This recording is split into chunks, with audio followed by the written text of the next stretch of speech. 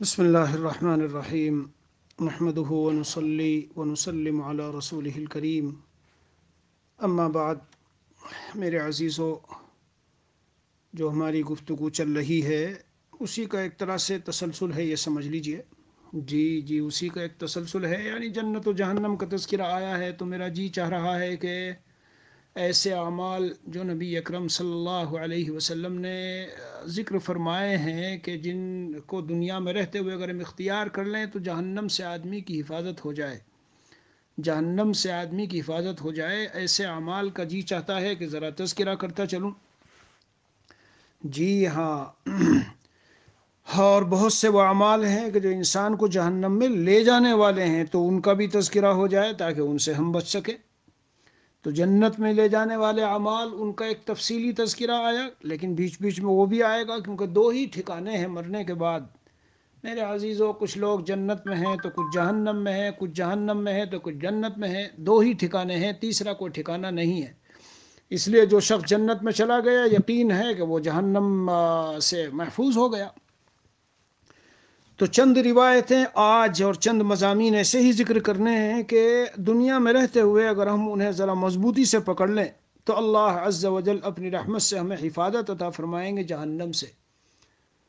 قال رسول اللہ صلی اللہ علیہ وسلم ما اسفل من الكعبین من الازار ففی النار، او کما قال رسول اللہ صلی اللہ علیہ وسلم۔ یہ حدیث شریف ہے، ہمارے حضرت والا رحمۃ اللہ علیہ کی تعلیمات میں خاص طور سے اس کا ذکر آتا ہے۔ حضرت والا فرماتے ہیں چار باتوں کو مضبوطی سے پکڑ لو اور اللہ والے بن جاؤ گے، کیونکہ وہ چاروں باتوں کا کرنا، چاروں باتیں بہت مشکل ہے۔ ان میں حضرت فرماتے ہیں کہ نظر کو بچا لو اور دل کو بچا لو، ایک مشت کے برابر داڑھی رکھ لو، اور نمبر 4 ٹخنوں سے اوپر پائجامہ۔ تو وہ تفصیل تو مجھے بھی ذکر نہیں کرنی، وہ تو انشاءاللہ کسی دن پھر ذکر کر دیں گے کیا ہے ان چاروں مضمونوں کی تفصیلات کیا ہے، لیکن آج صرف اتنا بتانا چاہتا ہوں میرے عزیزو، ایک ایسا گناہ ہے کہ بظاہر گناہ ہے بے لذت، لیکن قوم کس طرح مبتلا ہے اس میں دیکھ لو آپ۔ حدیث شریف ہے، صحیح حدیث ہے، اس کا ترجمہ اور اس کا مفہوم اور خلاصہ پیش کرتا ہوں کہ جو حصہ ٹخنوں سے نیچے لنگی کا، پیجامے کا، جبے کا، کرتے کا، یا ایسے جو بھی اوپر سے لٹکنے والے کپڑے ہیں ٹخنوں سے نیچے لٹکے تو وہ حصہ جہنم میں جلے گا۔ کتنی خطرناک بات ہے، یعنی کتنی سخت وعید ہے۔ ہم معمولی سمجھتے ہیں، بیچارے بہت سے مسجد میں آئیں گے تو اس کو پینٹ جو پہنے ہیں پاجامہ اس کو اوپر کرتے، چلو بھائی تم نے اوپر کیا، چلو یہ نہیں کہیں گے کہ بھائی تم نے غلط کیا، نہیں ٹھیک کیا، لیکن میرے عزیز یہ تو بتا کہ کیا اس کا مسجد سے کوئی تعلق ہے؟ تم مسجد میں آتے ہو تو اس کو اوپر اٹھا رہے ہو، اور مسجد سے نکلتے ہو تو اوپر نہیں اٹھا رہے۔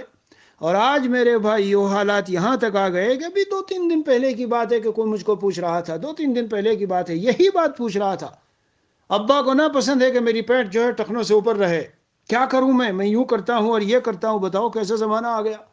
سرور عالم صلی اللہ علیہ وسلم کی ایک حدیث شریف میں ہے کہ ان قریب وہ زمانہ آ رہا ہے کہ برائی اچھی لگنے لگے گی اور اچھائی بری لگنے لگے گی۔ وہ حالت ہے، چہرے پہ داڑھی ایک مسلمان نوجوان رکھے تو کہتے برا لگتا ہے، ارے اللہ کے بندے نادان ناسمجھ، تجھ سے قیامت میں اگر اللہ تعالیٰ نے پوچھ لیا، میرے نبی، میرے پیارے، میرے محبوب، سب سے اعلیٰ صورت والے، سب سے اعلیٰ سیرت والے سید المرسلین جناب محمد الرسول اللہ صلی اللہ علیہ وسلم کو جو میں نے صورت دی تھی، جو مجھے سب سے زیادہ پیاری تھی، یعنی وہ چہرہ کہ جس کے اوپر داڑھی تھی، اس صورت سے تجھے نفرت تھی کہ تو اپنی اولاد کو نہیں رکھنے دیتا تھا، خود نہیں رکھتا تھا، کیا فالٹ اور کمی پائی تھی میرے نبی کے چہرے میں؟ بتاؤ کیا جواب ہوگا؟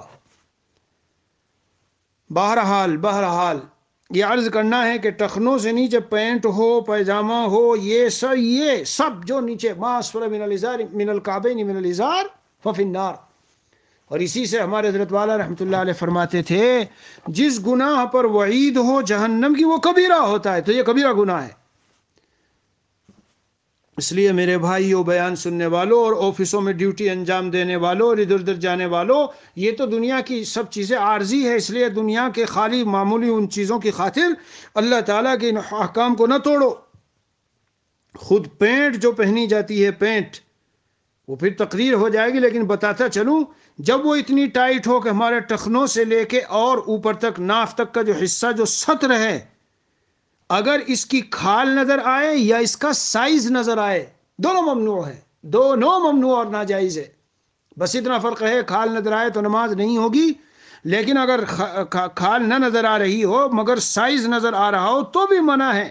ایسا آدمی مثل ننگے کے ہے بعض احکام میں، اس کی طرف دیکھنا جائز نہیں اور اس کا دوسرے کو دکھانا جائز نہیں۔ یعنی اعضاء مستورہ جن کا سطر ہے شرعاً، ان کے سائز کو بھی چھپانا ہے اور ان کی کھال اور رنگت کو بھی چھپانا ہے۔ خیر، تو پہلے اس عمل کو ذہن میں رکھ لو اور فیصلہ کر لو۔ میرے عزیزوں، میرے بھائیوں، بیانات میں ہمیشہ کہا کرتا ہوں، سننے کی عادت ڈال لینا، یہ نہیں بھئی جبہ لٹکا رکھا، بھئی کیا ہو رہا ہے، تم راستے کو صاف کرتے جا رہے ہو، جھاڑو لگاتے جا رہے ہو؟ وہ متکبرانہ لوگوں کی چیز ہے، یہ ہمارے اندر نہیں ہونی چاہیے۔ چلو، یہ ایک بات عرض کر دی میں نے، یہ تو خاص مردوں کے لیے ہے۔ اب آ جاتے ہیں عورتوں کے اوپر۔ نبی اکرم وہی جہنمی اعمال میں بتا رہا ہوں، ان سے بچو تو بچو تو حفاظت رہے گی، اور حفاظت رہے گی تو انشاءاللہ مرنے کے بعد جہنم سے حفاظت ہوگی۔ نبی اکرم صلی اللہ تعالی علیہ وسلم نے بعض یہ عورتوں کے متعلق فرمایا کہ صنفان من اہل النار لم ارہما، دو قسمیں جہنمیوں کی وہ ہے جن کو میں نے دیکھا نہیں۔ ایک قسم موجود ہے یہاں، اس کی تشریح کی ضرورت نہیں کیونکہ وہ عام طور سے معاشرے میں پائی نہیں جاتی، لیکن جو اس وقت ضرورت ہے تشریح کی وہ یہ ہے، نساء کاسیات عاریات اور ممیلات مائلات، ایسی عورتیں آنے والی ہے۔ یہ اس زمانے کی عورتوں کا نقشہ ہے، بالخصوص اس زمانے کی، یہ 20 30 40 سال کے اندر جو نقشے اور حالات پلٹے ہیں، بے حیائی کے اور ننگے پن کے اور ایسے سے لباس پہننے کے اور ایسی عریانیت کے، اور آگے آگے تو خیر بڑھے گا، لیکن ہم دیکھ سکتے ہیں کہ ایسی عورتیں کہ لباس پہنے ہوئے تو ہوں گی مگر اصل میں ننگی ہوں گی، کیونکہ پہن رکھا ہے مگر اتنی باریک باریک لباس ہے کہ اندر کا بدن سارا نظر آ رہا ہے، کیونکہ پہن رکھا ہے مگر اتنا ٹائٹ لباس ہے کہ سارے آدھا نظر آ رہے ہیں، کیونکہ پہن رکھا ہے مگر کچھ عضو پر پہن رکھا ہے اور باقی اعضاء مستور اور کھلے ہوئے ہیں، جیسے بہت ساری مسلمان خواتین غیروں کا لباس پہن کے آفسوں میں اور بینکوں میں اور کہاں کہاں کام پر جاتی ہے، ان کا یہ حال ہے۔ جو بدن ضروری ہے چھپانا نہیں چھپائی ہوئے، یا تو ایسے پینٹ ٹاپ پہنیں گی اور ایسی جینس وغیرہ پہنیں گی اور پھر رہی ہے بازاروں میں ادھر ادھر۔ بعض لوگ یہ کہتے ہیں کہ شوہر کے سامنے پہننے میں کیا حرج ہے؟ ارے شوہر کے سامنے پہننے میں یہ حرج ہے، یہ فاسقہ فاجرہ عورتوں کا لباس ہے۔ جب یہ دل کو بھا جائے گا اور لگ جائے گا تو پھر ابھی تو شوہر کے سامنے ہے، پھر نکلنے بھی لگو گی اور عبایا اوپر سے ڈال کے سب کو چلتے پھرتے دکھانے بھی لگو گی، یہ خرابی ہے جی۔ وَلَا تَرْكَنُوا إِلَى الَّذِينَ ظَلَمُوا فَتَمَسَّكُمُ النَّارُ، میرے شیخ اول مسیح الامت نور اللہ مرقدہ اس آیت کو بہت پڑھتے تھے اسی کے لیے کہ دوسری فاسقہ فاجرہ عورتوں اور انسانوں سے تشبہ اختیار مت کرو، ان کی طرف میلان نہ ہو ورنہ تو جہنم کی آگ چھو لے گی۔ تو میرے عزیزوں، میرے بھائیوں، اپنے گھر کی بچیوں کو، اپنے گھر کی خواتین کو، ماؤں بہنوں کو بتاؤ، سمجھاؤ کہ یہ لباس، جس لباس کے اندر کے سارے اعضاء کا سائز چمکتا ہو یا کھال اور رنگ نظر آتا ہو جی، یا کچھ حصہ چھپا ہو کچھ کھلا ہوا ہو، اس طرح کے لباس کے بارے میں حضور اکرم صلی اللہ علیہ وسلم فرماتے ہیں جائز نہیں عورتوں کے لیے پہننا۔ اور آگے کیا آیا ہے؟ ممیلات مائلات، دوسروں کو اپنی طرف مائل کرنے والی اور دوسروں کی طرف مائل ہونے والی۔ یہ کیسے ہوگا؟ یہ اس طرح ہوگا، کیسے؟ جب اس طرح کا لباس ہوگا۔ اسی لیے علماء نے، مشائخ نے لکھا کہ جو رنگین خوبصورت قسم کے برقع پہن کے عورتیں نکلتی ہیں یہ بھی جائز نہیں ہے عورتوں کے لیے، کیونکہ انسانوں کی نظریں ان کی طرف پڑتی ہے اور میلان ہوتا ہے، اسی لیے ایسا لباس ممنوع ہے۔ تو یہ جو ممیلات ہیں، اپنی اداؤں سے، چال چلن سے، اپنے ان لباسوں سے، زیب و زینت سے، اور سر کے بالوں کو ایسے اٹھا کے جٹا بنا کے اوپر رکھیں گی کہ جس سے ان کی خوبصورتی میں اضافہ محسوس ہو۔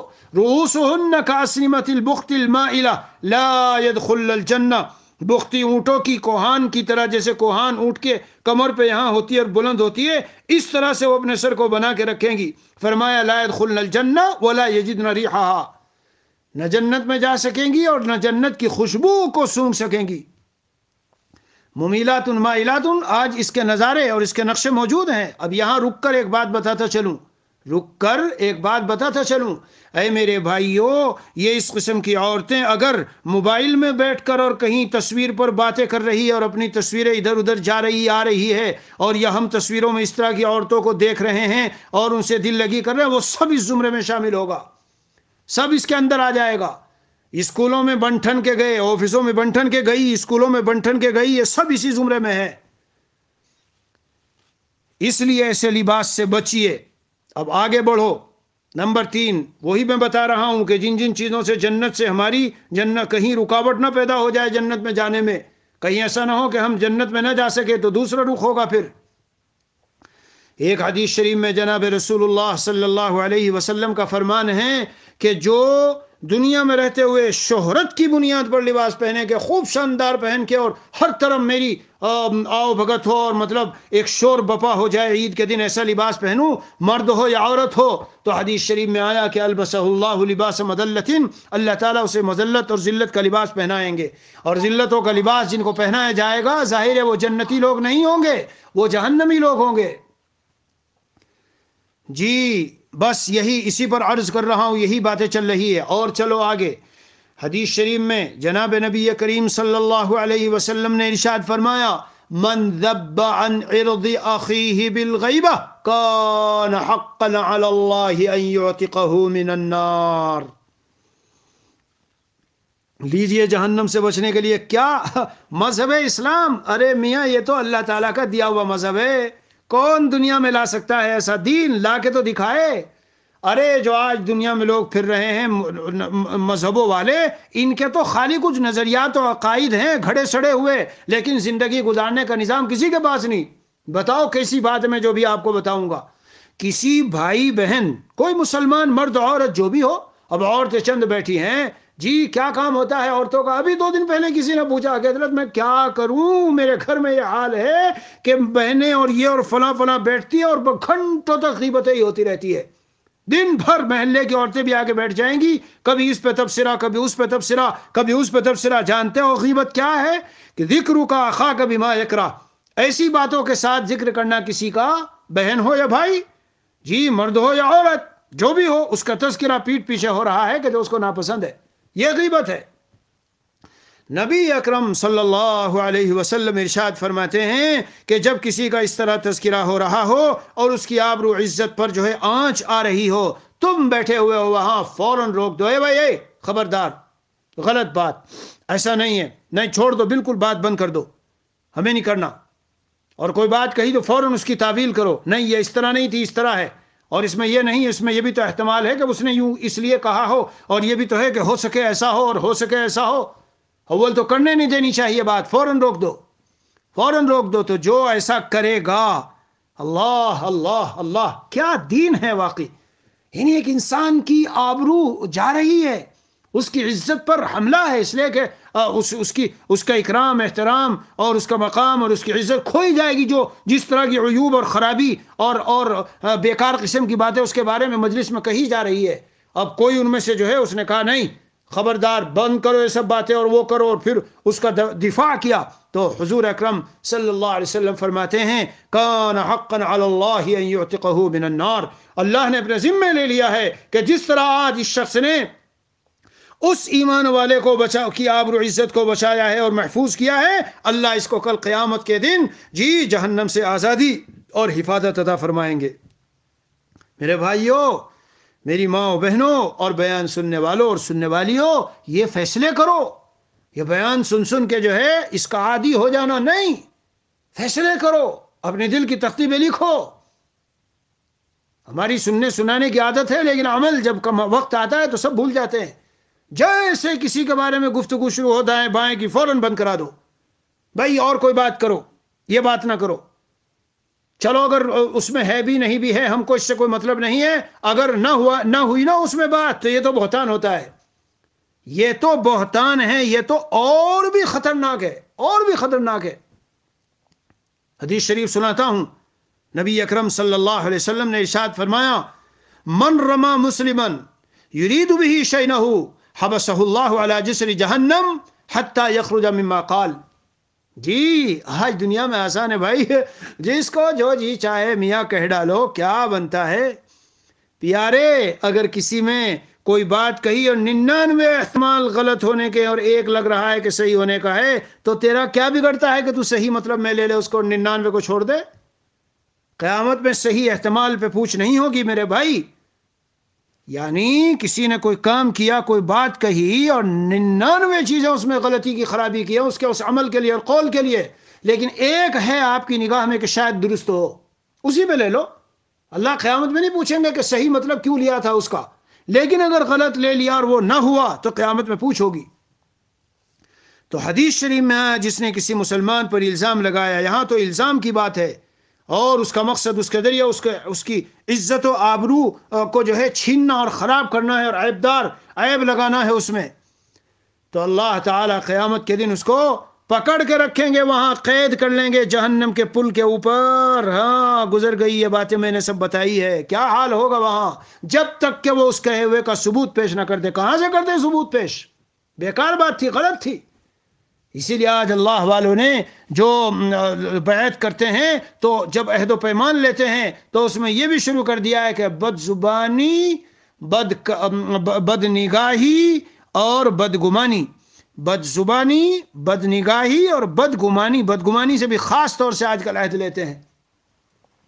بہرحال ہم یہاں ایسے اعمال بتا رہے ہیں کہ اگر ہم اپنے کو دنیا میں رہتے ہوئے ان سے محفوظ رکھیں گے تو انشاءاللہ تبارک و تعالی باذن اللہ تعالی موت کے بعد میرے بھائیوں اس دوسری راہ کی طرف، اس سمت میں جانا نہیں پڑے گا جہاں جو اصل میں اللہ کے دشمنوں، کافروں، مشرکوں، منافقوں کی جگہ ہے، اس سے ہم محفوظ ہو جائیں گے. اس لیے یہ ایسی باتیں بتائی جا رہی ہے.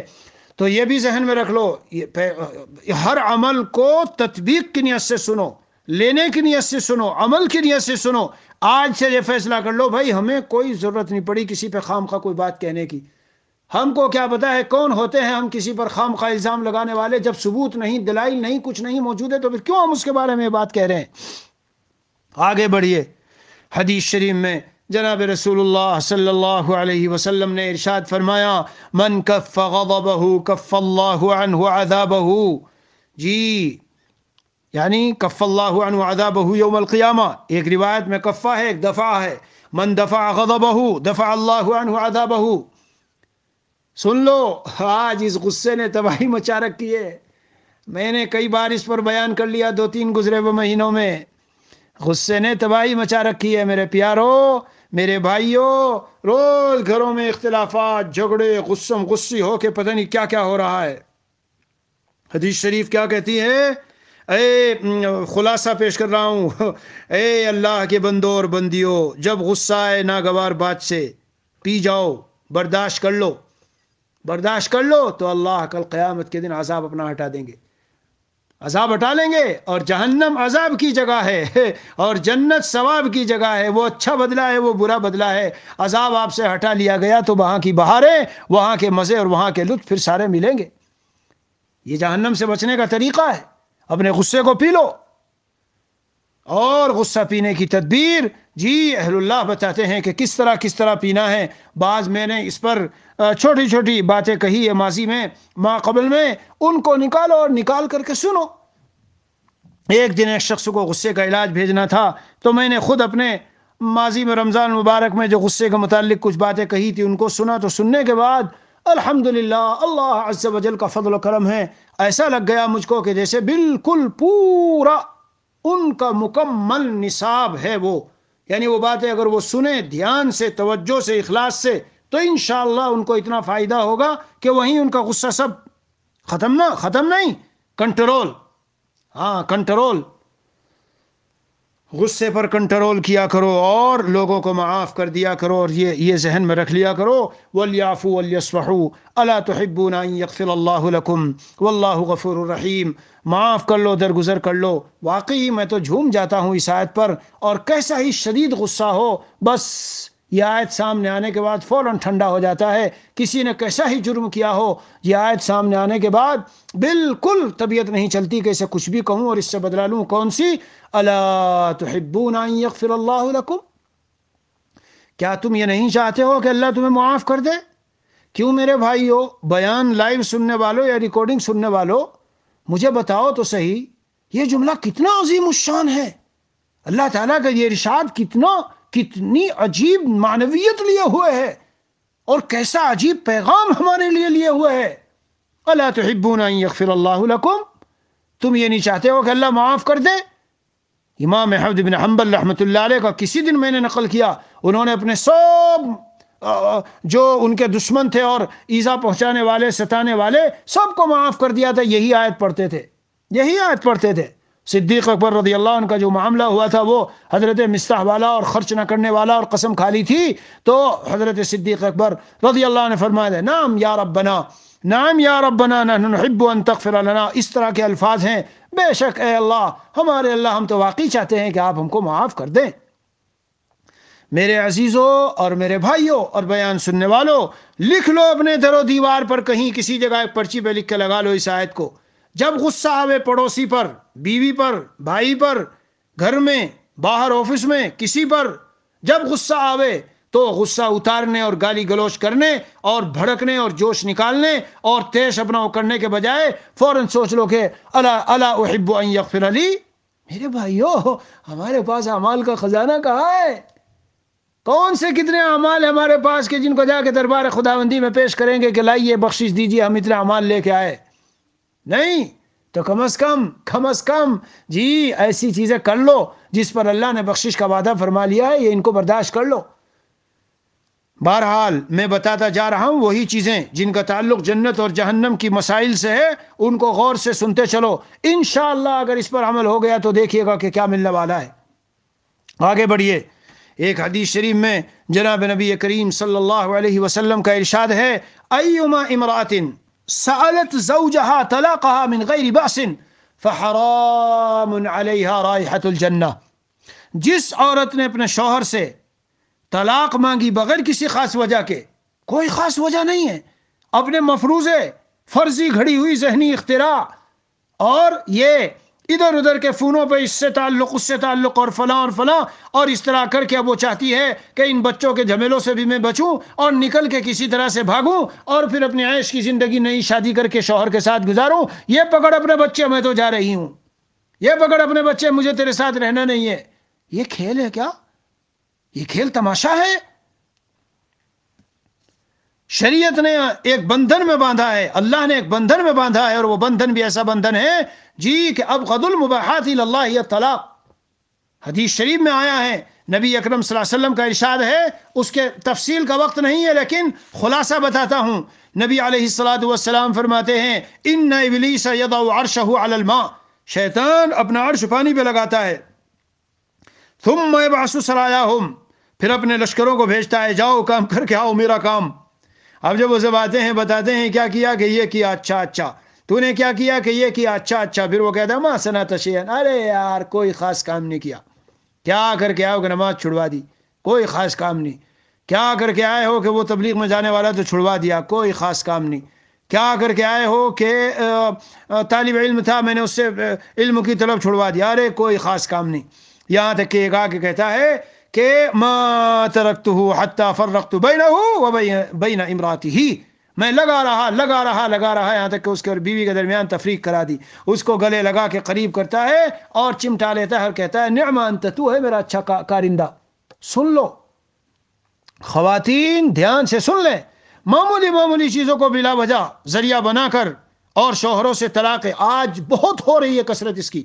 مجھے ایک ساتھی نے باقاعدہ کہا، مختلف ملکوں، ادھر ادھر خلیج کے ملکوں میں ہیں، کہ بھائی مفتی صاحب ایک دن اس پر بیان کر دو، ایسا بہت ہو رہا ہے کہ بچوں کو چھوڑ کے گئی اپنے ابا کے گھر، اماں کے گھر، اور بس کہہ رہی ہے کہ میں یہ بچے رکھو اور میں نہیں آتی. یہ کیا ہوگا ان کا؟ سخت وعید ہے، سخت وعید. ایما امرات سالت زوجها طلاقها، جس عورت نے اپنے شوہر سے طلاق مانگی بغیر کسی سبب اور وجہ کے جو معقول شرعی وجہ ہو، فحرام علیہا رائحۃ الجنہ.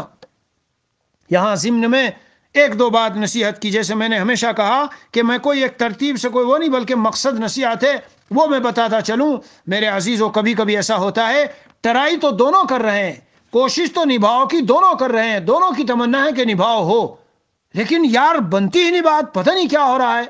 تو میرے بھائی، پہلی بات تو یہ بتا دوں کہ بہت سارے کیس ہیں، 70-75% جنات و شیاطین و سحر و جادو و نظر، جنات و شیاطین، سحر و جادو و نظر، یہ ان معاملات میں بہت زیادہ بہت بہت بہت، میں اپنے 50 سالہ تجربے اور جو میرے سامنے بہت حالات آتے ہیں دنیا بھر کے، ان کی روشنی میں یہ بات بتا رہا ہوں جی، 70-75% یہ چیزیں دخیل ہوتی ہے۔ اسی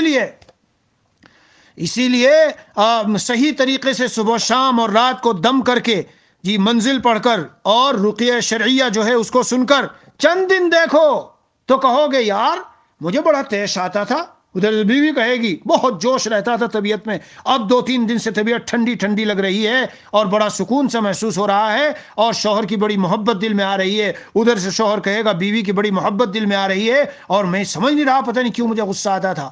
میں مشاہدات بتا رہا ہوں آپ کو، مشاہدات بہت زیادہ ہے، یہ منوانا نہیں بات کو، لیکن سمجھ میں آئے تو سمجھ لینا۔ جب میں نے ایک جگہ اس پر بیان کیا 2-2.5 گھنٹے لمبی تفصیلات سمجھائی تو کتنے ہی لوگ سر پکڑ کے بیٹھ گئے اور یہ کہا آج پوری زندگی میں ہمیں اپنے گھر کا نقشہ سمجھ میں آیا کہ بات کیا تھی۔ اصل میں پوری احتیاط نہیں ہو پاتی، ننگا پن ہو جاتا ہے، حالانکہ شریعت نے بہت احتیاط رکھی ہے، طہارت کی پوری احتیاط نہیں رہتی، ننگے پن میں پورے احتیاط نہیں رہتی، اور اس طرح پھر وہ چیزیں اثر انداز ہوتی ہے، مؤثر ہو جاتی ہے۔ اسی طرح نہ نماز، نہ صبح و شام کا دم اور سنت کے مطابق جو پڑھنا چاہیے وہ نہیں ہوتا، تو بس یہ چیزیں دخیل ہو جاتی ہے۔ اور دوسری چیز مجھے کیا کہنی ہے کہ حکم بناؤ، اگر ایسا کچھ ہے تو ادھر سے اور ادھر سے مخلص لوگ دونوں طرف سے بیٹھیں اور مسائل کو سلجھائیں۔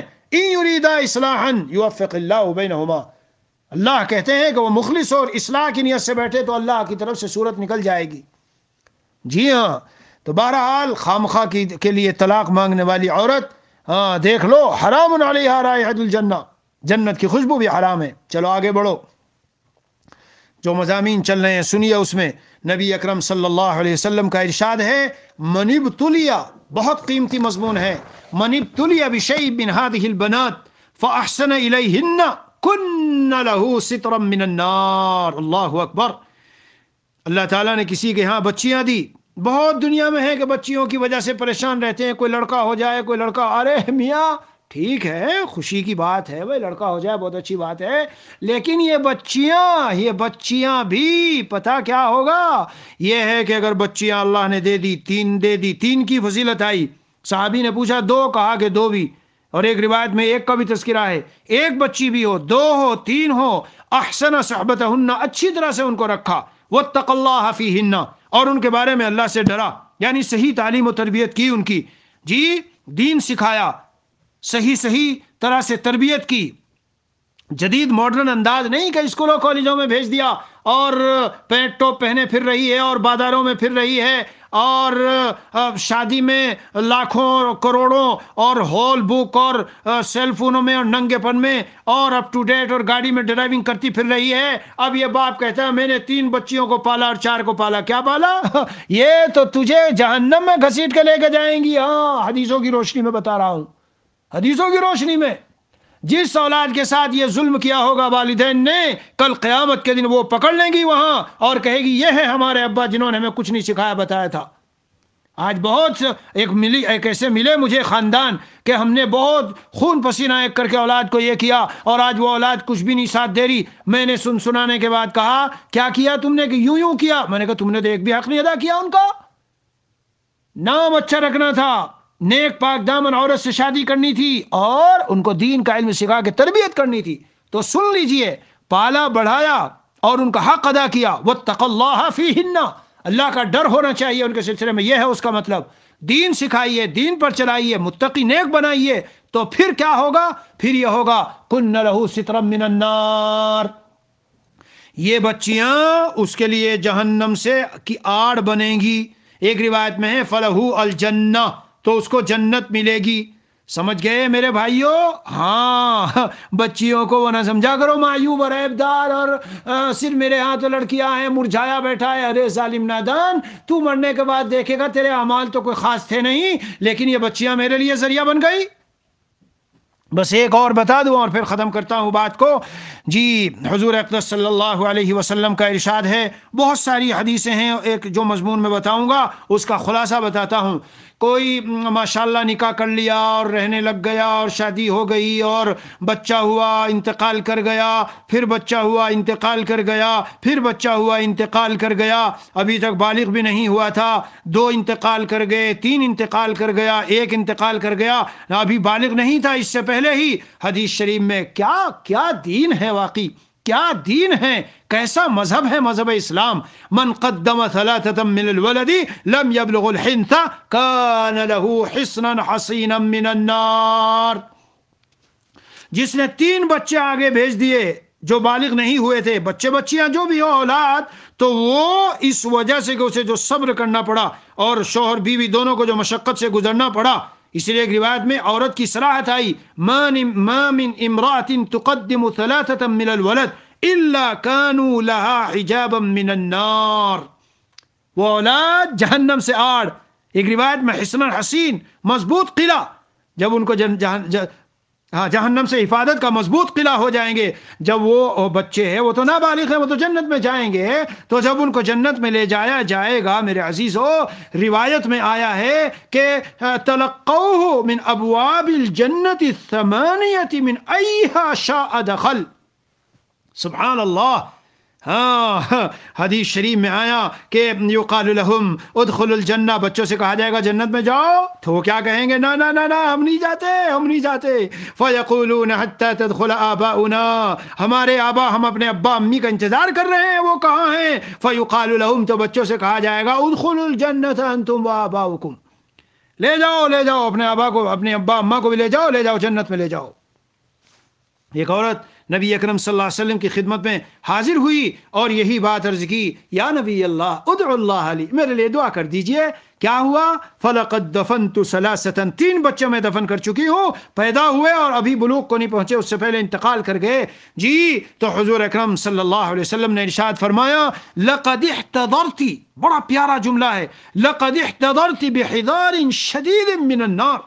اللہ اکبر، اے اسلام کی خاتون اور اے صحابیہ، تو نے جہنم کے چاروں طرف بہت بڑی باڑ لگا دی، دیواریں قائم کر دی، اور ایسا مضبوط چاروں طرف سے قلعہ بنا دیا کہ جہنم میں جانے کی کوئی صورت رہی نہیں تیری۔ اب دیکھا، یہ ہے مذہب اسلام، یہ سب اعمال پیش کر رہا ہوں۔ اے اسلام اور ایمان والو، خوشیاں مناؤ، کیسے مذہب میں اللہ نے ہمیں رکھا ہے۔ بچہ انتقال کر جائے تو مرجائے پھرتے ہیں لوگ، میرے 2 3 بچے چلے گئے، ارے چلے گئے، وہ آگے جا کے تمہارے لیے جنت کا سامان کرنے والے ہیں، ہاں جنت کا سامان کرنے والے ہیں وہ جو گئے ہیں آگے۔ بس ایک شرط ہے، یحتسب، ثواب کی نیت ہو، شکوے شکایت نہ کرتا پھرے، میرا ہی بچہ ملا تھا فرشتے کو لینے کے لیے، پیدا ہوتا ہے اور یہی آ جاتا ہے فرشتہ لینے کے لیے، توبہ توبہ۔ اس لیے روایت میں فتحتسبہ، اس کو ثواب سمجھے اور اس پر یہ امید رکھے کہ مجھے اللہ کے ہاں سے اس پر بہت کچھ ثواب ملنے والا ہے۔ اللہ تعالیٰ اپنی رحمت سے ہمیں وہ تمام اعمال کرنے کی توفیق دے جو جنت میں لے جانے والے ہیں، اور حق جل وعلا ہمیں ان تمام کاموں سے، اعمال و اقوال سے محفوظ فرما دے کہ جو انسان کے جہنم میں جانے کا ذریعہ ہے۔ وصلی اللہ علی النبی الکریم وعلی آلہ واصحابہ اجمعین والحمد للہ رب العالمین۔